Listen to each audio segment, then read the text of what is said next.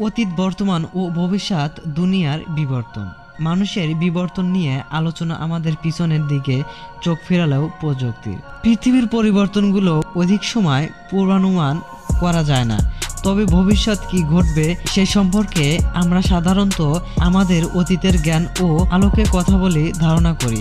লিখিত উপাদান সাধারণত ঐতিহাসিকরা থেমে যান, কিন্তু ইতিহাসের উৎসব ছাড়াও মানুষের অতীত জীবনে ব্যস্তগত নিদর্শনকে পরীক্ষণের মধ্যেই এটি অতীত সমান। মানুষের জীবনাচার এবং অতীত থেমে বর্তমান পর্যন্ত মানুষের জীবনমানের অগ্রগতি সম্পর্কে বিস্তারিত তথ্য উপাদাত্ত খারিজ করেন। 6 মিলিয়ন বছর ধরে চলে আসা বিবর্তনে বিশেষ করে যদি চিন্তা করি, তাহলে গত 2.5 মিলিয়ন বছর থেকে সাংস্কৃতিক মধ্যে দিয়ে এই প্রাক ইতিহাসের সূচনার অগ্রগতি হয়েছে। নগর ও শহরের মধ্য দিয়ে 1 লাখ বছর ধরে মানুষের কাছাকাছি অন্যান্য যে এপস আছে, এরা বিভিন্ন গোত্র উপগোত্রে বিভক্ত হয়েছে। এই বিভক্ত হওয়ার পিছনে সাগর, পাহাড়, পর্বত, পরবর্তী পৃথিবীর বিভিন্ন অঞ্চলে বিভিন্ন ধরনের অনুঘটক ও কোথায় বিভিন্ন ধরনের আবহাওয়া, দৈনন্দিন খাদ্যাভ্যাস, রুটিন, জীবনধারা ও বিবর্তনে ভূমিকা রেখেছে। অঞ্চল ও খাদ্যাভ্যাস ভেদে আমরা মানুষের চেহারা, আকৃতির গঠনে ও বৈচিত্র্য লক্ষ্য করি। বিশেষ করে গত 10,000 বছর ধরে এই বিবর্তন বেশ সঞ্চয়। পরবর্তী সময়ে কৃষিভিত্তিক জীবন ও শতব্য গড়ে তোলা এই পরিবর্তন নতুন মাত্রা যুক্ত করেছে। এর পরিবর্তনে সভ্যতার উত্থান ও নব প্রযুক্তির আবিষ্কার করা মানুষকে আবার পরস্পরের কাছাকাছি করে দিয়েছে।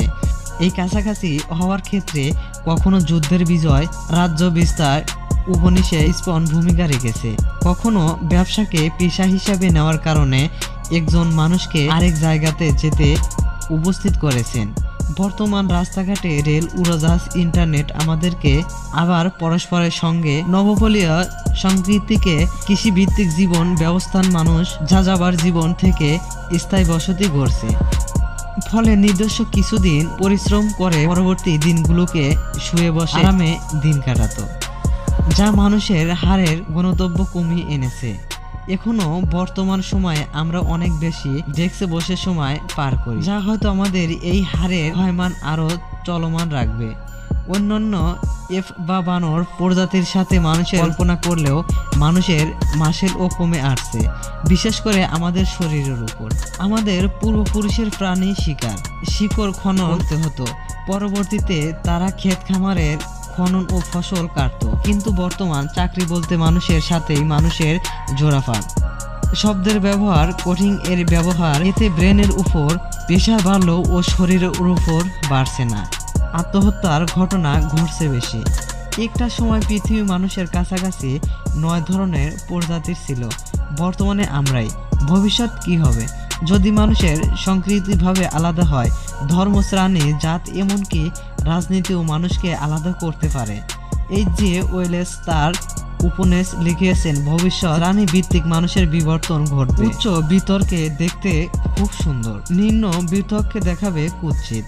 অতীতে আমরা দেখেছি ধর্ম ও জীবনধারা মানুষকে জেনেটিক্যাল পার্থক্য করেছে। উদাহরণ হিসেবে ইহুদি ও জিপসি পপুলেশন বলা যায়। বর্তমানে রাজনীতি আমাদেরকে পরস্পরকে কাছ থেকে আলাদা করে দেয়। উদারমনা মানুষ আরেকজন উদারমনার কাছেই যায়, রক্ষণশীল যার রক্ষণশীলের কাছে। সংস্কৃতি যতই বৈচিত্র্য হবে, মানুষের জেনেটিক্যাল ততই বেশি